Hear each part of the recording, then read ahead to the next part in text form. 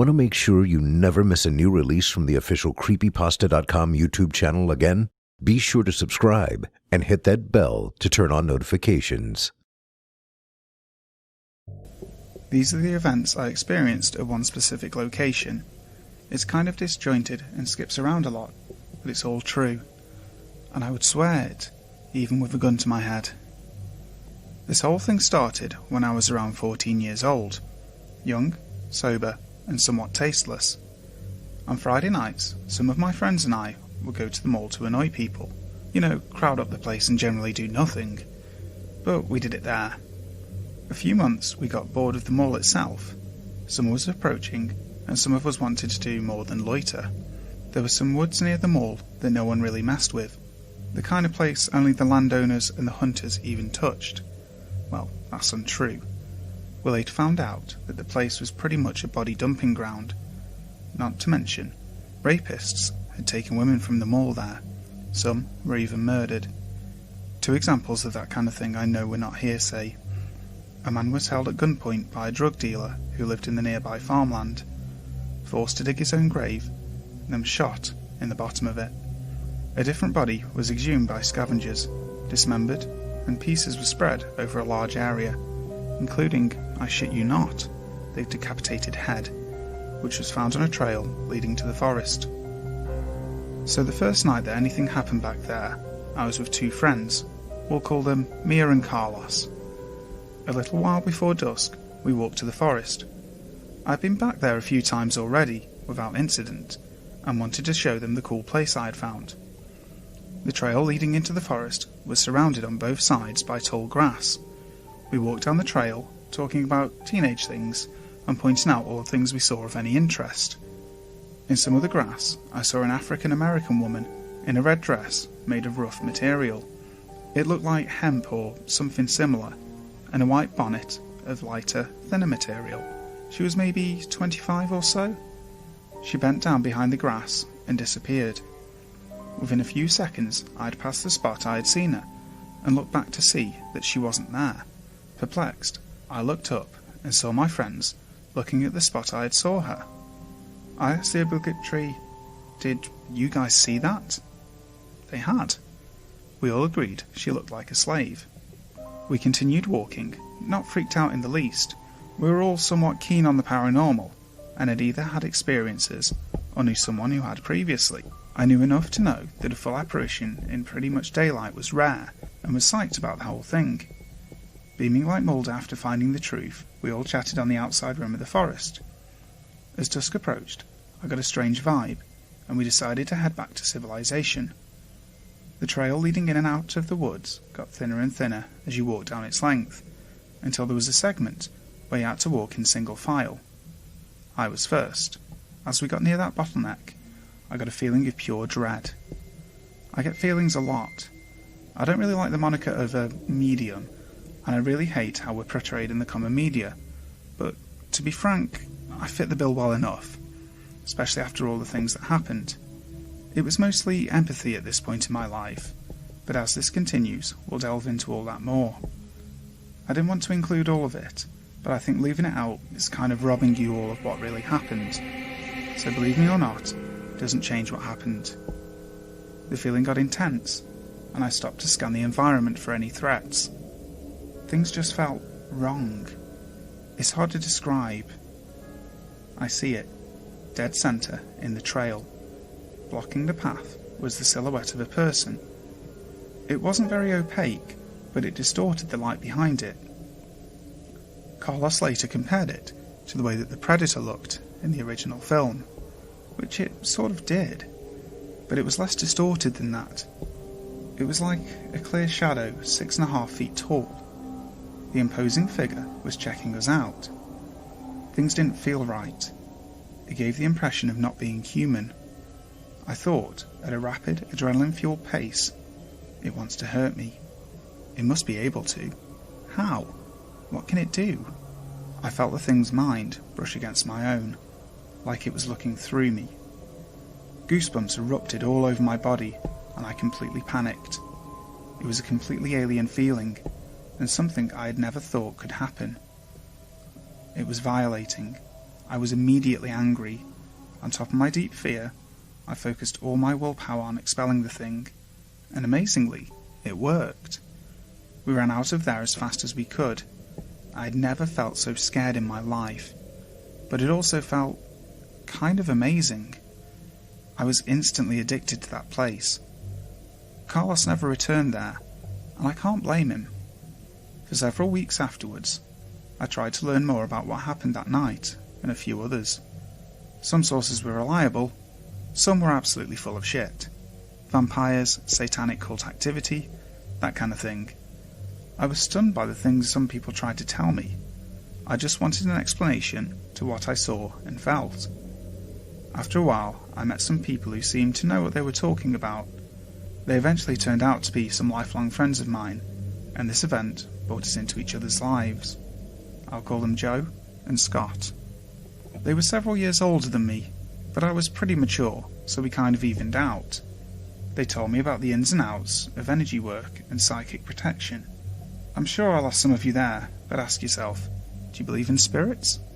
If so, how far-fetched is the idea that you can interact with them in the same way they interact with you? We're just spirits surrounded by meat anyway. This concept has been around since time immemorial and is widely embraced around the world. So Joe and Scott took me under their wing. Scott and I had a lot of long talks, confirming private thoughts I had had my whole life, and started to explain things in terms that made sense, but weren't really off-putting. I will admit at this point that I was an information sponge. After being confronted by a spirit and defending myself, I was not being all that skeptical. Joe knew this, and sort of sheltered me from the things Scott said that were utter bullshit. Scottisms, as we later began to call them. Not to discredit the guy, he just overinterpreted some of what he read or was told. Over the following weeks, I got a crash course in everything from classical witchcraft, Eastern energy work, meditation techniques, and all those sorts of things. None of these things were told to be the truth. I was simply told about them and left to make my own conclusions. Which I did. I got the idea in my head that engaging in more confrontations with the things back there would make me stronger, and made it my mission to go fight all the ghosts. I'm laughing at the thought of that. One of the worst interpretations I could have had.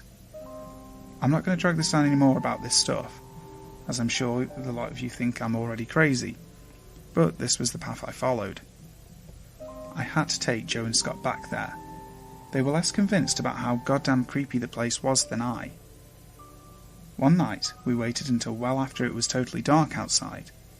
Joe could barely see in the first place, so nighttime woods adventures weren't really up his alley. Scott and I walked out to the edge of the woods. Silence. This was my 10th or so excursion, and sometimes it was totally inactive. But we walked into the woods regardless, having come this far anyway. The moon was out that night, so we could see well enough, and constantly scanned our environment. It always felt wrong in there, and it was huge. About 10 miles or so. I took him to the edge of a creek I had found. It served as a barrier between my section and some very muddy marshland I never went past. There was a lot more woods over there though, so we sat at the edge of the creek, just looking at the night sky and smoking cigarettes, talking well into the evening. It was almost 2 when we left that spot. Much later in the evening than I usually stayed. Where had the time gone? We made our way towards the tree line, which was well away from where we were. The area we were walking in felt okay, but a familiar air of foreboding soon crept into my senses. I looked at Scott, and he seemed a little more alert than usual. It seemed as if we were walking towards danger, which was somewhat odd, as we were much more vulnerable before. As we neared the edge of the woods, shadows crept into our vision. Several of them. The same as before, only they weren't quite as tall. They stayed a good distance away, like they were watching us, standing in their spot, barely moving. Scott and I continued past, scared shitless, but resolute nonetheless. As we made it near the edge, one of them ran at us, like a full-on, inhuman sprint. I heard the leaves rustle underneath of it as it ran. It stopped 2 feet in front of me, its face hovering near mine. No eyes, no details, just shadow that distorted the air behind. Its mind drilled into mine, and I pushed back, at which point it moved. After a non-confrontational few minutes, we walked past them and left the woods. I was really happy that Scott had gotten to see them, and immediately started pounding the poor guy for info. He hadn't encountered them before, but he did make comparisons to shadow people, though both of us had seen those before, and these were different. We gave them a name, though sadly it was later used in popular culture, and I avoid using it to keep the ideas very separate. They weren't outwardly hostile, but at the same time all I knew was that they had previously attacked me, and I wasn't okay with that. I couldn't figure out what they were doing there, and the obsession drove me to keep engaging them whenever I got the chance. So I kept going, and kept trying to confront them. Honestly, I wanted them to attack me. I wanted a confrontation, a challenge, and there were nights when I got it. Usually alone at this point, I would just walk in at night and wait for one to come. Usually more than one did. Sometimes we would just stare at each other. Sometimes they would chase me out, which was always horrifying. Imagine you're in the woods and you hear something running up to you, extremely close, with dry leaves being crushed in rapid succession towards you, but you can barely see the thing running at you. That always scared the shit out of me. Some nights I tried to fight back, rarely ever winning, but always I became more proficient. It was my little hobby at the time. Besides all that, I made maps, left markers, and found a whole lot of shit back there. A 50s era junkyard that nature was reclaiming steadily, complete with a prison bus and a really degraded selection of appliances. The foundation of an old home with a well nearby, open to the ground and full of black water. And I have to mention a very eerie Hills Have Eyes-esque back brace just lying under a tree that creeped everyone out. I learned the forest inside and out, so much that I moved on for a few years, taking the lessons I had learned there and using it to go find other places. I explored a lot in those days and found some really amazing places, trying to find somewhere even more active than those woods. Try as I might, I just couldn't. There were some really scary and fucked up places, and I loved it all to death, but they just didn't have the same effect. Something like 3 years later, I got the itch again and started going back. This was mostly prompted by a few of my friends not believing my admittedly extreme experiences, so I made it my mission to prove to them, and maybe even myself after all that time, that those woods were no joke. By this time I was in a new school and had a few more close friends than before, namely Robert, my best friend, and my girlfriend at the time, Jane. They didn't believe a word of it. Rob was a skeptic somewhat, and Jane was even more so. One day I took Robert there on a whim. It had been a long time since I'd been back there, and the forest looked a little different, and I got lost a few times before I found the meadow. There were a few spots in there that I just liked, and weren't creepy in the least, one of which was a small grassy opening around a groundwater stream. The stream came out of the ground on one end and sunk back on the other. 4 trees lined its length. The whole spot took up something like 35 feet and was surrounded by thick thorns. It was beautiful and very hard to get to, so it was awesome in my book. Robert and I sat there and talked for a while, lit cloves and just chilled. It was daytime, and the fact that this place would even be scary was in the back of my mind. Eventually I got up to relieve myself, and we heard a sound to this day I still cannot explain. It was a shrill scream at the level of the canopy and somewhat distant, hundreds of feet away. It started behind me and moved at an extremely rapid rate until it was in front before it stopped, never having gotten closer. I've spent a lot of time outdoors, and I will say with confidence that it was not a bird, nor was it anything I had come across previously.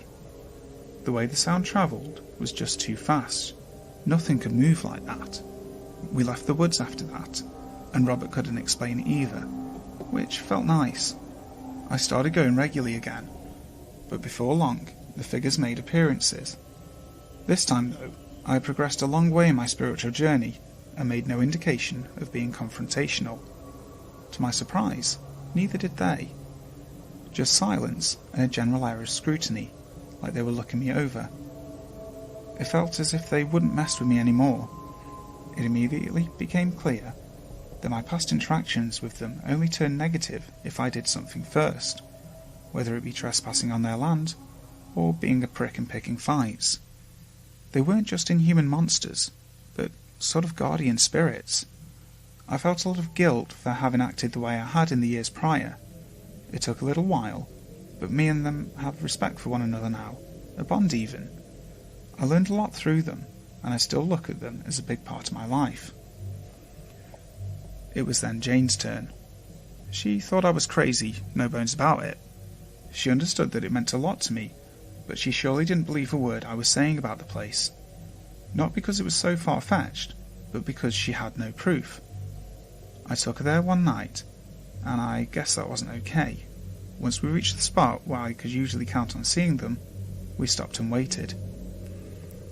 Jane was already kind of nervous being there at night, but I gave her some words of confidence and we stayed. The moon was really bright that night, and I could see perfectly. And before long, one of them showed up. Then a few more. I pointed at the closest one, and she made a little gasp noise, more surprise than fright. There were around 7, all gathered round. I knew she believed me now. Whereas I still hadn't really bonded with them, they were still acting really antsy. One ran at us after we crossed into tree line, and we left the area immediately. Although they didn't scare at me anymore, I didn't want Jane to get touched by one, which is a really horrible feeling, like pure frozen dread, a real shock to the system. I made a friend who was deep in paranormal trouble, so he thought, and I wanted to help him. It was a silly situation most dabblers get themselves into at some point, and his case wasn't even that bad. After 2 weeks, his situation was resolved, and we were fast friends. Doug, as he was called, had taken a keen interest in my experiences. Obviously, I had to show him what was going on back there. After giving him the ground rules, we went on our first day walk there. Doug was immediately entranced by the place, maybe more than I was, so I walked him around and told him everything that went down there previously. A rare honour at the time, but once this gets posted, I guess it won't mean much. Something like 4 hours into this grand tour, we called it quits, and Doug couldn't get enough. I taught him everything I had learned, like Scott and Joe had taught me.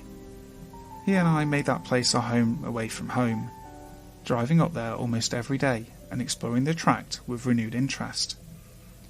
It was amazing to have someone as interested in me. Him and I called it the Stomping Grounds, and the name stuck. We had all sorts of experiences, not all of which were paranormal, but were memorable. One night we heard someone with what sounded like pots attached to them walk aimlessly around the underbrush, but we could never find them, and they didn't respond when we called out to them. Still on the fence of calling that paranormal. We got shot at by a landowner at 1 AM, running through the pitch-black woods to try and escape. One of the scariest things I've ever endured. All sorts of things happened back there, and I didn't think I was capable of being scared off. I was wrong. Several months of the usual Stomping Grounds activity, and things started to pick up a little. The place just felt malevolent. The figures had all but disappeared, and it was much heavier inside than it had been. It just felt wrong. By this time, Doug had gotten into a relationship with someone who had been heavily involved in this kind of thing her entire life. Doug had to show her the Stomping Grounds, so we scheduled an excursion, and eventually the time came. We went in at daylight, an hour or two before the sun went down, and walked around. Not deep in the forest in the least, just biding our time and waiting for dusk. It was actually a really fun day. We had a ball, made a badass vine swing and swung like ape men over the forest floor. As the sun started to go down, the whole vibe turned around. We all just got silent. The change was sudden. The air got really thick, almost hazy. And we split up, wordlessly. All sort of doing our own thing for 10 minutes or so. I walked to the edge of a little stream and stopped dead in my tracks. I had never felt anything like it in the years I had been doing this kind of thing. Only one time has anything surpassed it to date. Something nearby was very interested in us, and it felt unhappy. A very predatory feeling. It seethed with violence. I have never felt so vulnerable, even holding a giant machete we used to clear brush if needed. I slowly walked back towards Doug and Sherry. We all reconvened in a matter of minutes. Once we were in each other's sights, we heard it. I can't even hope to describe the sound well enough. It was too damn scary. A loud, almost primate-like call, a whooping sound, not quite a scream, but close, and getting closer. Similar to the one Robert and I had heard. I didn't see what was making it, but the sound was loud enough to make distinctions. It was bigger than a deer at least, in the treetops, and coming towards us fast. We all ran as fast as we could out there. The screaming continued right on our heels. I remember running with no abandon, my machete in my right arm swinging madly as I sprinted like an Olympian through the dense undergrowth. Thorn bushes disintegrated as I mowed through them. I honestly thought whatever it was could kill me, and to this day I've never been as scared, even when faced with more immediately dangerous situations. It continued to chase us until we broke the tree line. A massive gust of wind blew over us once we were out of there, and it muffled the screaming significantly. We kept running until we were back at the car and drove out of there, never looking back. Most of the woods are gone now, cut down to make room for the modern world. I've only been back once or twice, just for nostalgia's sake, and I left long before dusk. That place genuinely scares the hell out of me. So remember, not all spirits inhabit old houses and graveyards. These are the events that took place some time ago, in a particular set of woods, in a specific location that will remain undisclosed as to the preservation of this area. More so, the overall danger it can impose if it chooses to do so. You may have heard Senior Gupta's The Stomping Grounds. These are my accounts of what happened. This is Doug's side of the story. A larger insight into the end events of the Stomping Grounds' original story. These events are true, and I swear it, even with death present. Not like that would be a new feeling after what happened there. This took place with some very good friends of mine, who over time came to be a lot more than just friends. Let me take you back to when I met Anthony, the first person I came into contact with when I started to dabble in some things that I should have taken a very different approach to in life. I found myself in way over my head, so I thought. That's when I actually met Anthony, somebody who was at the time much more adept in the practice I would soon come to know as my own. At the time I was dating a girl called Melissa, and we had tried to summon measurable forces beyond our actual control that surely ended up backfiring on us. Anthony, a friend I met at school, knew a lot about this sort of thing. He stepped in to help us out, and quickly we became good friends, being very intrigued by his knowledge of the occult and many other practices, including Middle Eastern energy work, and best of all I thought, first-hand experience. Needless to say, we hastily got to work when he decided to take me under his wing. That happened directly after my troubles that Melissa and I had gotten ourselves into, and it didn't take me long to have all the basics down of classical witchcraft and meditation techniques. Anthony and I's contact did become limited in some following months, and that came to be a year or so. He'd been dating a girl named Jane now, and I had moved a few times, but that didn't stop me from staying focused. I would meditate for hours a day and practice all the things I needed to know. This had become a part of my life integrated so well. As we all got a bit older, meeting up wasn't a hassle anymore, taking the bus, driving, whatever. Anthony had decided to introduce me to some older guys that he knew, named Joe and Scott. These were the people who had taught Anthony the very same techniques as he taught me. I felt pretty honoured in their presence, my young mind processing all of it at once basically, overloading it at times. And that's when Anthony decided it was time. Time that I saw the woods, a place that was vast and overgrown, and he spoke of how he had many adventures back there, and how some of them were terrifying. And that's what really got me going. so we went on our first day walk. Back there he showed me all of the places he had mapped out and named. Sometimes we would trek alone, and sometimes we would go with his girlfriend Jane and some other people as well. But because we were going in there for our ritualistic justices, we usually went in alone. We went on occasion with Joe and Scott on several night runs, and had a lot of memorable experiences back there that made us grow closely as brothers. Months went on of the usual night runs and activities. The place was like a spectral zoo, one giant meeting ground for beings of all kinds. The woods had a dark history to it. A lot of stories about women who were taken there from the adjacent mall and raped. Some of these women even killed. Others included brutal murders and even a rumour of police finding a severed, rotting old head. I'm not sure how much of that is rumour or not, but from what I've experienced, I could see how that place could drive someone to commit such heinous crimes. One night that really should have stuck out as a red flag should have been enough warning, but it made us come running back for more.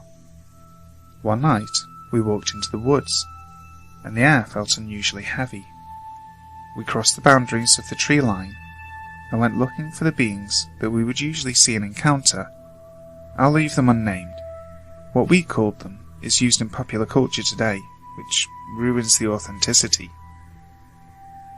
As I said earlier, this place is a spectral meeting ground, usually full of activity from sprites and other anomalies. This place had these guardians. They look a bit like shadow people, only much thicker, energy-wise, and darker, taller, larger than any shadow I've ever seen. At this point in time, Anthony and I were on a pretty level playing ground, both of us quite adept in our practice. On this particular night, things were off, by a lot. The woods were empty, and we couldn't find a single being. Well, I'd bought a tool, a nice pendulum that vibrated just right with me at the time. We sat down by a log, and I began to use it to speak out to the beings we usually encounter. Sure enough, they answered. It's easy to tell when they get close. It starts slow and electric. Then everything just gets colder, and the shadows seem to seethe and writhe with darkness. As they get closer and move in on your perimeter, you become stricken with an overwhelming sense of dread. These beings knew we were friends of the forest, so they usually showed no aggression. That's also due to Anthony's previous encounters with them. Sure enough, it started, and happened very fast, much more than usual. Immediately, the stone and chain went totally haywire, and started spinning so rapidly that I thought it would jump out of my hand.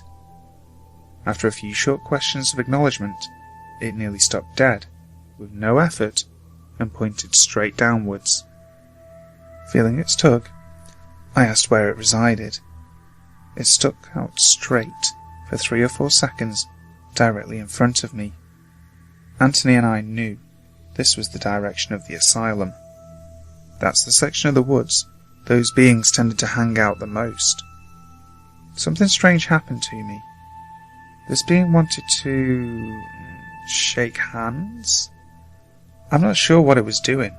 Maybe just showing me its true self, or some kind of energy exchange. Needless to say, I felt myself become completely engulfed in dread and pressure. I felt as though I was encased in an iceberg inside of a compactor that was on full throttle. Several agonizing moments of cold, desolate anxiety, such depth of eternal cold, and for a small moment, being all alone in those woods beyond those woods, in a vacant place devoid of light, composed of desolate velvet black, as if frozen in time, during the coldest, darkest night of farthest, coldest space imaginable. My memory surfaces around breaking the tree line, and I was shaking, and my body was tingling all over. I'm still not sure as to why we ran, but I'm guessing Anthony just knew better. We hadn't returned there as frequently after that, but it only made us more interested in that place. Some time had gone by, and I had met a woman named Shirley and we quickly fell for one another. She also had a dark history, and much involvement in the same activities as Anthony and I, so it went without saying that she had to see the place. We did a walk back there, very briefly, and during the day. We'd been talking about it for a while, and really wanted to go during the evening hours, and soon the day was set. I was already with Anthony that day, and we had gotten there just before sundown. We had Shirley meet us out there, and we all walked into the thickness of the woodland before us. Everything was calm and vacant. This place was empty. We couldn't even tell, because we were distracted by how much fun we were having. Swinging from ropes like 8 men across the woodland floor, it began to get a bit darker, as the sun retired a bit more than halfway below the horizon. That's when it happened. The air became thick and dense. It was hazy, a fog that shouldn't have been able to occur. Anthony, Shirley and I split. Without a single word or sign of acknowledgement, we all just walked in different directions from each other. Something wasn't right. I felt a sense of danger, as if my life would surely end in those woods, that night, moments from me.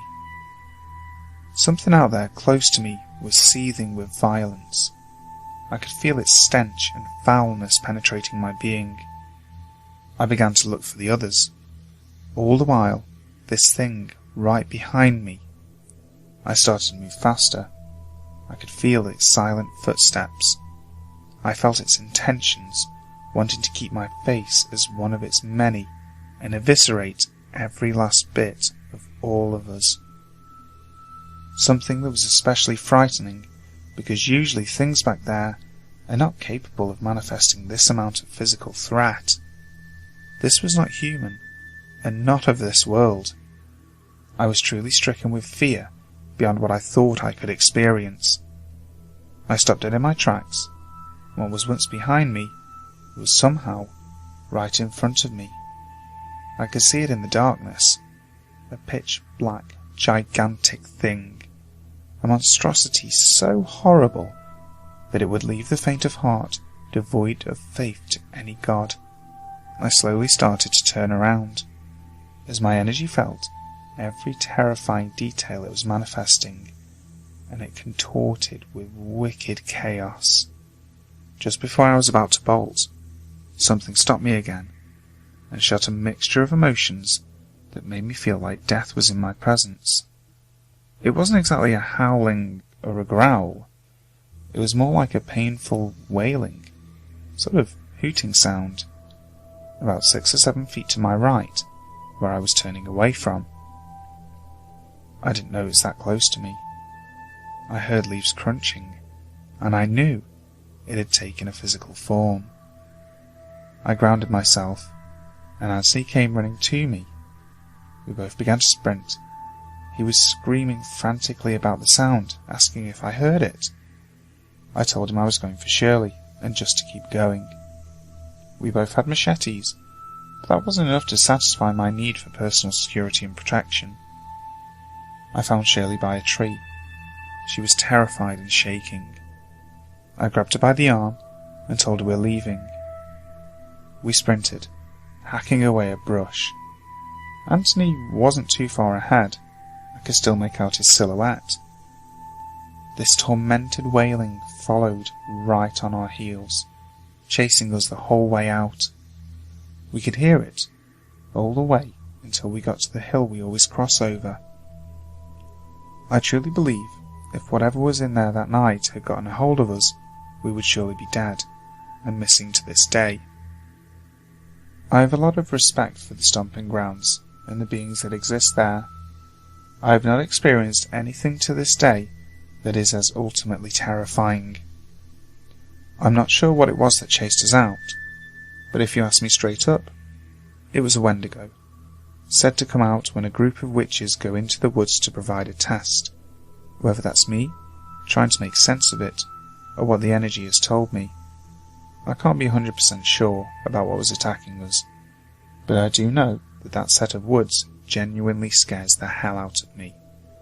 And what happened there has become a very important part of my life and who I am today. and you couldn't tell me I'm wrong. So remember, not all ghosts reside in old hospitals, abandoned buildings and scary-looking graveyards. Some are right in your backyard, and hidden deep within the blackness of the woodlands. Preface. A bit of history for you. My childhood was rough. I was the oldest of many siblings and encountered quite a bit of abuse as a child. Physical, mental, and sexual. Which is why I'd like to remain anonymous. Throughout my childhood, my siblings and I have lived with almost all members of my family. Whoever had the ability and means to care for us would do so. This was to keep us out of the foster system. Anyways, I was around 10 or 11 years old at the time, and once again, we were taken from my mum's custody and went to stay with relatives. It was summer, and we chose to spend it with my uncle, my aunt, and my cousins. It was exciting, and felt like a very long sleepover. I have 2 sisters that came with me. One sister was about 8, and the other around 2 or 3. My aunt and uncle had a large household with a small house. 3 rooms and a total of 7 to 10 children, depending on the time frame. All the girls in one room, and the boys in the other. And my baby sister, who was around 2 or 3, stayed in my aunt and uncle's room in a crib. For this, we'll call my baby sister Sarah. Sarah had toys in her crib, a few stuffed animals and a few electronic toys. Since the household was so large, we spent the majority of time outside. My uncle wasn't wealthy, we never had much really, but he did the best for us, giving us as much as he could. The backyard had an above-ground pool and a trampoline. Not the best or the biggest, but it was enough for us kids. We had many times experienced some unexplainable occurrences in this house, and were openly told about the previous owner, an old woman who had died peacefully in the home. Being curious, my cousins and I tried several times to make contact with the old woman, but it didn't succeed. The odd part about all of this was that the actions to come actually fit the description of a child, not an old lady. You'll see why in a moment. A few weeks after we moved in, something strange started happening. My sister began to talk to a little girl. I was young and I forgot what she called her, but she told us the name and what she looked like, as much as a toddler could describe, that is. We didn't think much of it. Having an imaginary friend isn't rare for children, especially those that have undergone several drastic changes in their lives, so we all assumed she'd made an imaginary friend. But then Sarah started saying strange things. She said that the girl didn't like the toys in her crib. For some reason, the toys made her mad. At first we assumed that Sarah didn't like the toys being placed in the crib with her, but it wasn't where the toys were placed that this girl didn't like. She told Sarah that she just despised the toys themselves. Now, we got into trouble quite a bit. If you put that many kids together, they will come up with things to do that are against the rules. My other sister, being the typical middle child, acted out quite a bit. I now have 2 children of my own, so I give props to my aunt and uncle for putting up with all of our crap back then. My aunt and uncle woke early, since my uncle was a labourer and did physically demanding jobs. We lived in Texas, which gets incredibly hot and humid in the summer, averaging about 105 degrees Fahrenheit, 46 Celsius, with 80% humidity. He worked early to beat the heat. One morning, around 4 AM, we were woken for a family meeting, which meant someone was in trouble. We all headed into the living room, where my aunt and uncle began the investigation. As I said before, we got in trouble a lot. Their form of punishment reminds me of my ROTC days. We all had to sit there, none of us were allowed to talk, and we couldn't get up and play until somebody came forward. In ROTC, when a cadet did something wrong, or spoke out against the officers, the entire platoon would be punished. Usually, somebody always came forward after a while. Punishment was then given to the person who broke the rules. This could be timeout, or a spanking, depending on how they felt that day. My uncle calmly sat down and asked, "Which one of you put Sarah's toys on the front porch?" No answer. We all began looking around at each other, attempting to get a guilty look from the person responsible. I noticed that we all shared the same confused and sleepy look. Noticing the expressions, my uncle said, "The toys in Sarah's crib are all sitting on the front porch. They were in a crib when we went to sleep. Somebody went into our room when we were sleeping and took the toys and placed them outside. I want to know who did it." Still no answer. The longer I have to wait for an answer, the more pissed off I'm going to be. I'm already running late for work and I don't have all day to wait. Once more, not a sound out of any of us. My uncle took my aunt to the kitchen and he told her that we were to sit there until somebody came forward. He had to go to work. He gave her a kiss and angrily he slammed the door and left. My aunt asked my sister if she moved the toys and she said no. She asked if she saw any of us enter her room last night, which was off limits when they were asleep. She said no. After a moment of silence that felt like hours, Sarah said, "The little girl put them outside because she didn't like them. She wants you to get her a baby doll." Now, Sarah was around 2 or 3 at the time, so I'm adding appropriate dialogue to make up for a lack of vocabulary. Suddenly, the suspicion fell on Sarah, and exhausted, my aunt let us go back to sleep. It was around 5 a.m, and my aunt wasn't ready to ruin her day. We went to our rooms and climbed into our bunk beds, attempting to get back to sleep. My cousin looked over to my sister and asked her if she took the toys, knowing that she was a troublemaker. My sister said no. We all started talking and questioning each other like we were investigating a murder. We knew that if somebody didn't admit to it when we woke up, that we would all be in trouble, and none of us would be allowed to play. After questioning the other suspects, we all just assumed that it had to be one of the boys, so we went back to sleep. When I woke up, I went to ask the boys which one of them did it. They assured me it wasn't them, and that it must have been one of us. They apparently spent the entire night playing a video game together. With this new alibi, I knew it either had to be both of them working together, or they were telling the truth, and it was one of us. Eventually, we were all awake. Then, out of nowhere, I became the new prime suspect. I felt like we were in a game of Clue, bouncing from person to person, with intense questioning. Since I was the first to wake and ask the boys if they played a part in it, I gained the new suspicion of trying to use reverse psychology on everyone. My cousin said that I was trying too hard to sound innocent, making everyone assume that I couldn't possibly do it if I was trying on my own to solve the case. She gave me too much credit. Most kids don't think it through like that. Why weren't we this sophisticated and intelligent in school? My aunt felt bad that we were all punished for one person's actions, so she let us off the hook after we sat silently for an hour. She said somebody better come clean before my uncle came home, or we were going to be in a ton of trouble. We went about playing, forgetting about the ordeal. As children, our ability to focus is low, and our concentration questionable.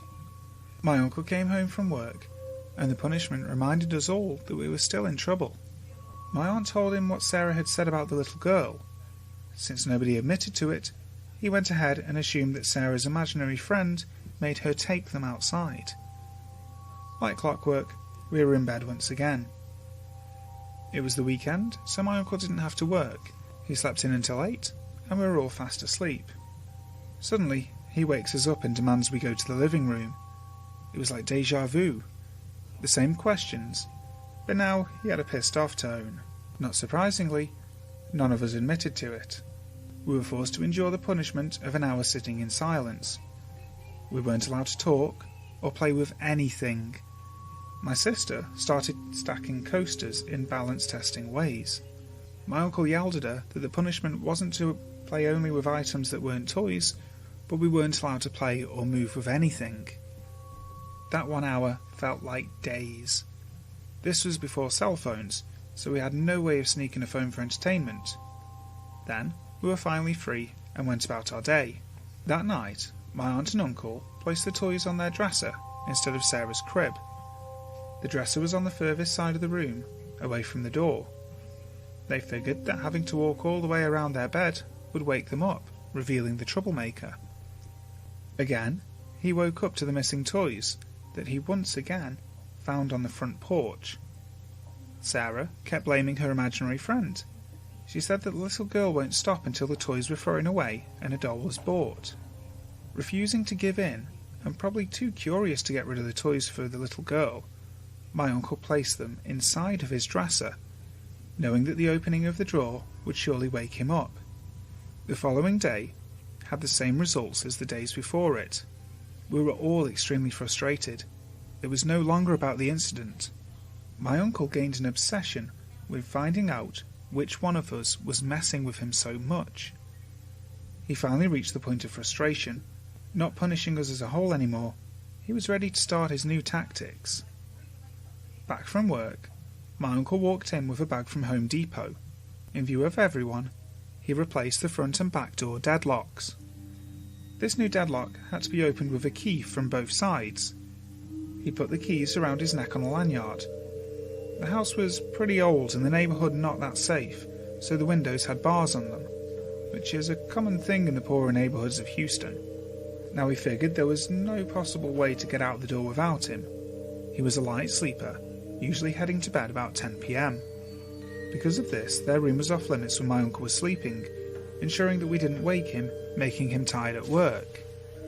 With the lanyard under his shirt, he assumed it was foolproof.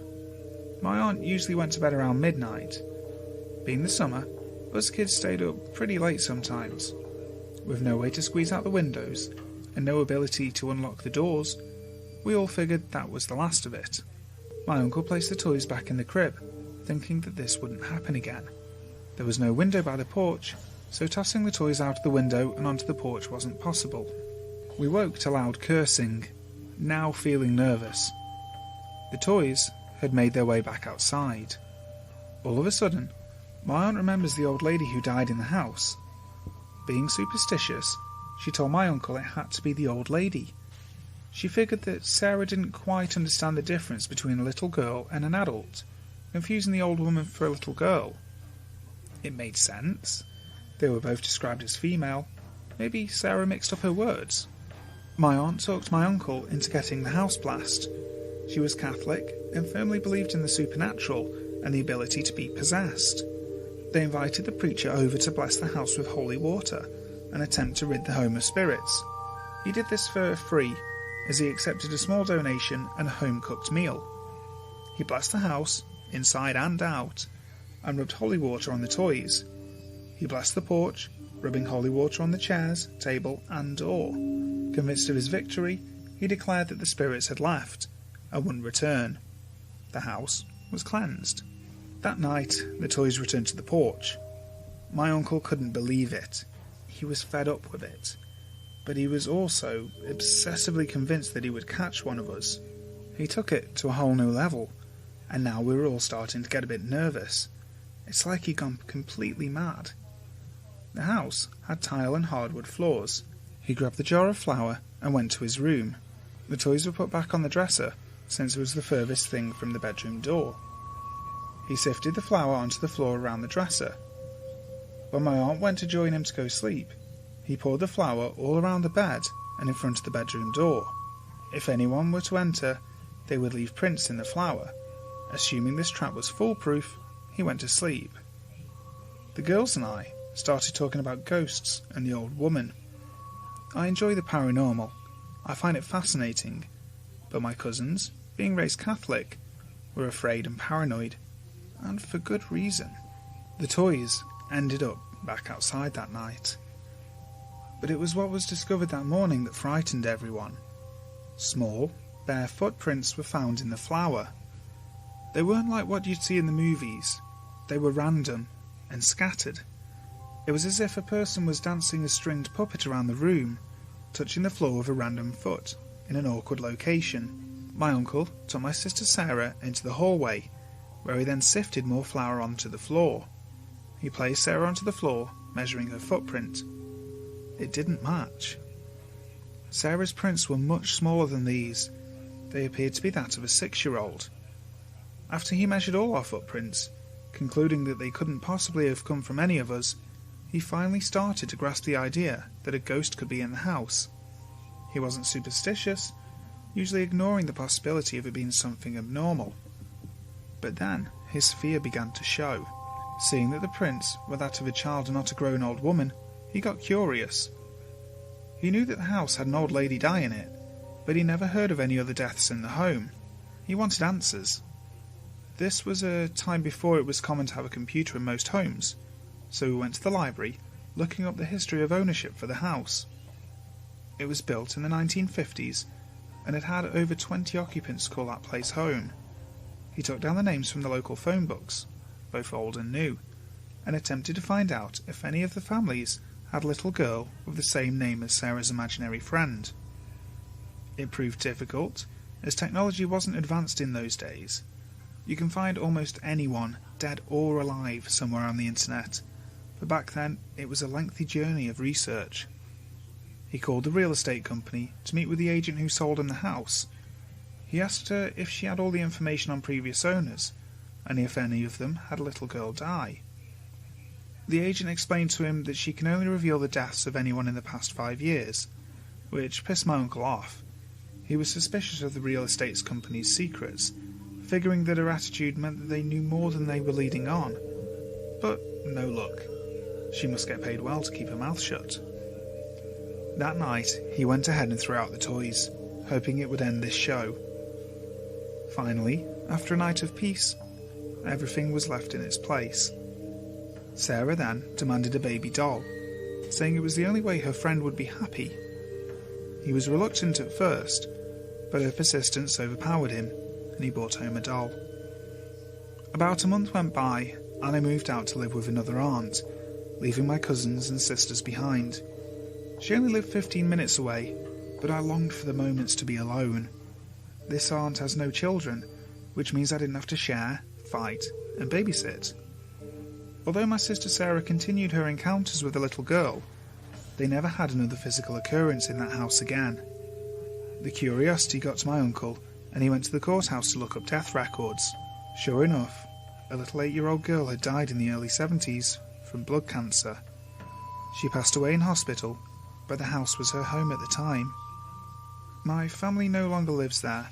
The house was too small, and with my cousins getting older, they needed more than one bathroom with a shower. I still wonder if the little girl is haunting that house. Has she moved on? Is she taking some other child's toys away? Does she visit all the new occupants, or just the children with toys? Someday I hope to visit that house again, and see if anyone else shared our experience. I can still remember the address to where we lived in Houston. The street was Dogwood Tree, but for legal reasons, I won't announce the house number.